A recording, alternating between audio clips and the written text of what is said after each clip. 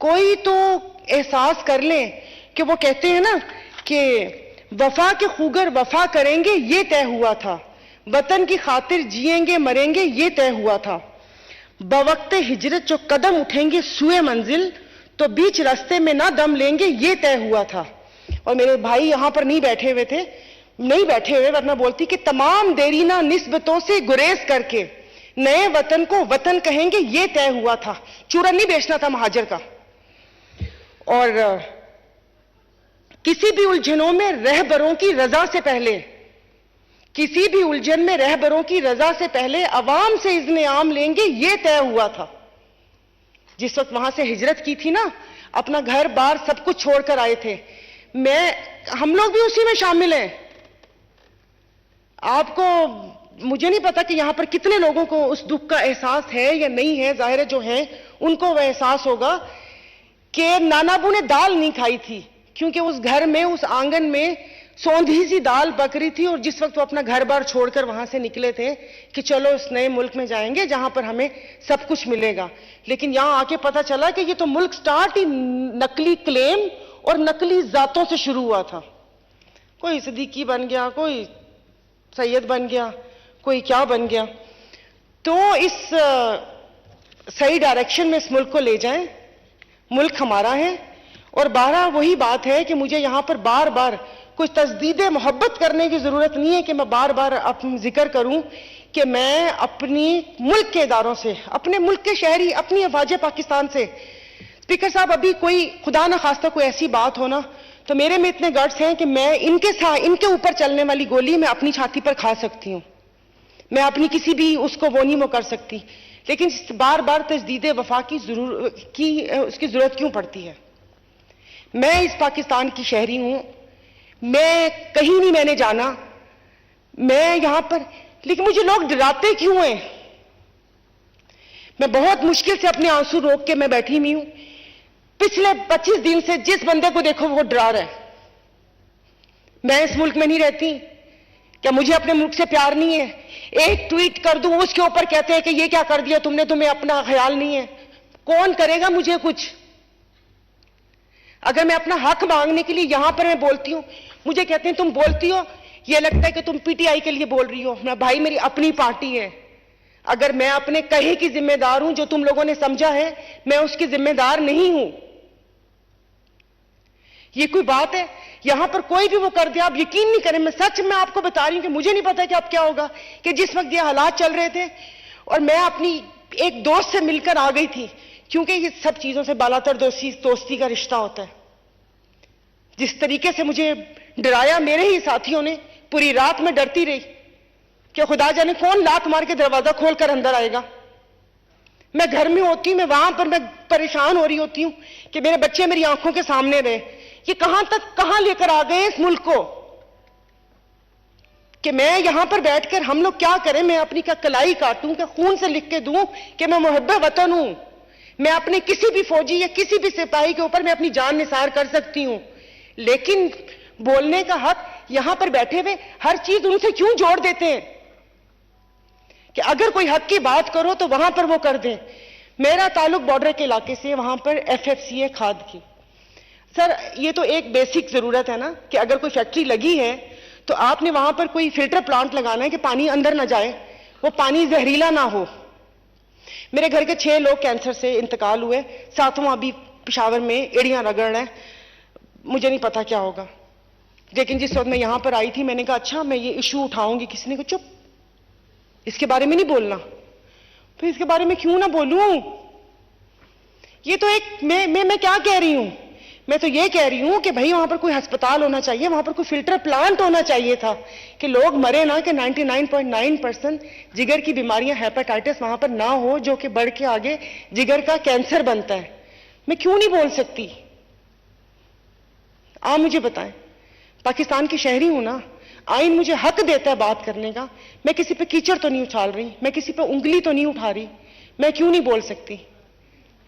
अब यकीन नहीं करें, अभी भी वहां पर बैठी, मतलब मुझे समझ नहीं आ रहा था, बार बार पानी पी रही थी कि मेरा कोई ब्लड प्रेशर या वो काबू में रहे, कि यहां पर आके बैठ के मैं यहां खड़ी होकर मैं चीखना ना शुरू कर दूं। मेरा मुल्क है, मुझे अपने मुल्क से प्यार है, मुझे अपने मुल्क के हर बाशिंदे, हर आवाम, जो एक बेचारा जो बच्चों के लिए मजदूरी कर रहे हैं ना, ये आटे की बोरी कंधे पे उठा के, ये जो जूड़िया बाजार में चले जाए, जो बूढ़े बूढ़े वजन उठाते हैं, मुझे उससे भी प्यार है। लेकिन आप मुझे बताएं, मुझे क्या करना पड़ेगा? मुझे बताएं मैं क्या करूं कि मुझे यहां पर ये मुझे डराए ना।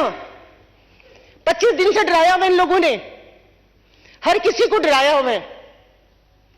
फोन पे बात करती, किसी से रखो फोन, फोन पे बात नहीं करो। अरे फोन पे बात ना करूं तो क्या करूं मैं?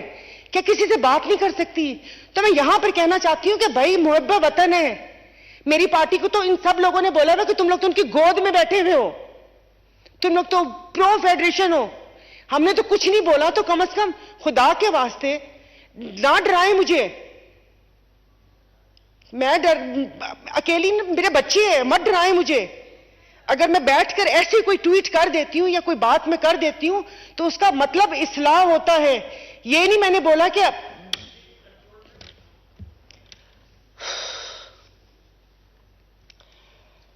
पता नहीं, अब तो बोलने को भी दिल नहीं करता इनको। तो स्पीकर साहब, जहां मुल्क की हालत है, चलें ठीक है, रोटी, बिजली, गैस, सबकी परेशानी सह लेंगे, कोई बात नहीं।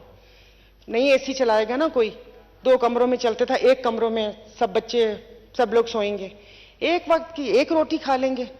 बाहर से जो कभी कुछ कर लेते थे नहीं करेंगे वो।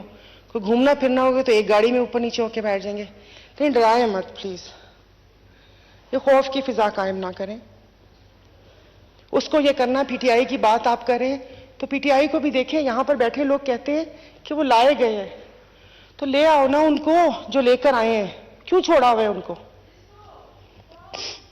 No cross talk please, no cross talk please.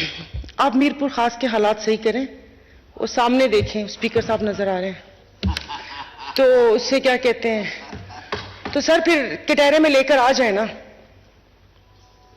अभी एक इस्तेहकाम पाकिस्तान पार्टी बन गई, जिनके बारे में अब कह रहे हैं कि हम मिलकर पाकिस्तान को इस्तेहकाम और दवाम बख्शेंगे। मैंने तो यही सुना था कि इन्होंने कहा था वो एटीएम है, मैंने तो यही सुना था कि ओन चौधरी ड्रग डीलर है, मैंने तो यही सुना था फवाद चौधरी लोटा है, अलीम खान बिल्डर माफिया है, जमीनें वो करते हैं। तो ये सब कैसे इस्तेहकाम बख्शेंगे? मुझे भी तो बताएं ना, मुझे भी तो बताएं ना कैसे इस्तेहकाम बख्शेंगे। कि वो अभी पता चला किसी पीसीबी के चेयरमैन पे हो रहा था, उनकी फैक्ट्री सील कर दी। मुझे उस दिन पता चला कि उनकी शुगर मिल है। सारा सेनेट तो बिल्डर से भरा हुआ है, टोबैको माफिया भी उधर है। आज यहाँ बात कर रहे थे टोबैको की, तो मैंने कहा शायद पता नहीं लड़ाई हो गई है उनसे। बिल्डर्स, कॉन्ट्रैक्टर सब मौजूद है वहां पर, तो फिर कल को यहां पर भी आ जाएंगे। जो करना है कर लें, क्योंकि जो भी अगर आप सही करेंगे या गलत करेंगे उसका हिसाब आप लोग खुद आप देंगे। कोई, क्योंकि वो एक जजमेंट डे भी आएगा ना, और वहां पर तो कोई खुफिया वो चीज भी नहीं वो हो सकती, ना कोई सिफारिश कर सकता है, ना रिश्वत चलती है वहां पर। वो आप जाने और आपका काम जाने। लेकिन यहां पर जिस वक्त जो जिंदा है ना, उनको थोड़ा सा जिंदा रहने देते। माँ बाप, जो बूढ़े माँ बाप है ना, वो बच्चों को अपनी बीमारी बताते हुए शर्मिंदा होते हैं कि वो वहां पर शर्मिंदा होते हैं, वो उनको नहीं वो कर सकते कि अपनी बीमारी का बताएं कि वो बच्चा दवाई कहां से लेगा। हम बच्चों से शर्मिंदा होते हैं क्योंकि जाहिर है जो माँ बाप है वो सोचता है अच्छा कि बच्चे को किसी अच्छे स्कूल में डाल दें, तो उस अच्छे स्कूल में जाहिर है बाकी लोगों के बच्चे भी पढ़ते हैं, फिर सवाल करते हैं, माँ बाप शर्मिंदा होते हैं। तो थोड़ा सा जीने का हक दे दें। कुछ भी नहीं मांगते, सिर्फ 3 वक्त की रोटी और ये जो बेसिक जरूरियात हैं वो हैं। हमने तो नहीं कहा कि हुकूमती खर्चों पर आप मुझे भेजें कि और गरीब के 100 खानदानों के पैसों जितना यहां पर दौरे करें, हमने तो नहीं कहा। मैंने तो नहीं, वो ये कहते हैं कि हमें आने जाने के लिए टिकट्स दे दें, ना वो पर्क्स मांगते हैं। इस सेनेट में मुझे अभी पता चला कि ये सेनेट में तनख्वाहों के इजाफे की बात हुई है। उनमें से किसी बैठे हुए को जरूरत है कि जो 10 से पता नहीं 30 रुपए किलोमीटर कर दिया और ये कर दिया? किसी को जरूरत है? एक हम बात तो करते हैं यहां पर, हम पुरानी मिसालें भी देते हैं, हम रियासत मदीना की भी बात यहां पर करते रहे हैं। हालांकि ये दौर जो चल रहा है यसरब का दौर चल रहा है, तो उसकी भी बात करते हैं। तो वहां पर तो एक हुक्मरान की तनख्वाह और एक गरीब मजदूर की बराबर होनी चाहिए। यहां पर हम लोग बड़ी बातें सुनी है, हमारे मतलब यहां पर काल रसूल अल्लाह सल्लल्लाहु अलैहि वसल्लम कि वो उन्होंने ये फरमाया हजरत अबू बकर उनका कुर्ता खींच लिया। यहाँ पर किसी का कुर्ता खींच सकती हूँ मैं? मुंह ना तोड़ दे मेरा। ये किसी से मैं पूछ लूं सवाल कि मुझे इसका बता दें, वो मुझे जवाब देंगे? ये बजट कहाँ जाता है कहाँ नहीं जाता खुदा जाने। लोगों की हाल ये है कि इतना ना दबाएं लोगों को। वो स्प्रिंग को जितना दबाएंगे वो इतना ही उछल कर बाहर आएगा। तो मैं आपसे बार बार अब वही बातें वो हो रही हैं, लेकिन मैंने यही आपको कहा था कि शायद ये मेरी कोई आखिरी स्पीच हो। अगर इलेक्शन आप लोगों ने करवा लिए तो, और अगर निगरान सेटअप लंबा ना चला तो, क्योंकि हालात हमारे मुवाफिक नहीं है। लेकिन एक ऐसी बात है कि वो कहा है किसी ने कि साइकिल पर या सियासत में किसी समत भी निकल जाओ हवा ना मुवाफिक ही रहती है। तो वो हालात तो कभी भी मुवाफिक नहीं रहेंगे। तो मैं बार बार आपसे यही गुजारिश कर रही हूं कि खुदा के लिए आपसी झगड़े छोड़ दें, कोई एक चीज का रिलीफ दे दें कि जो पता चले कि हाँ ये इस अवाम को, या अवाम भी सोचे या ऐसे वो करके। बिकॉज अब मैं ऐसे में बता रही हूँ कि शायद मेरी कोई 2-3 स्पीचेस काफी वायरल हो गई, तो अभी लोग थोड़ा सा पहचानना शुरू हो गए। तो मुझे जितना भी 2-3 लोग मिले तो आंखों में आंसू भर के बोला कि आपने हमारे लिए बात की, आपने हमारे लिए बात की। और मैं सोच रही थी कि अगर सिर्फ बात करने से ये लोग सर आंखों पे बिठा सकते हैं, तो अगर इनके लिए काम कर लिया जाए तो अपनी आवाम तो हमारे ऊपर जान कुर्बान कर दे। लेकिन हमने कभी सोचा नहीं। तो प्लीज मतलब कुछ कर लें। और मेरे जो साथी पीछे बैठे हैं, वही बात है कि लकीर के फकीर ना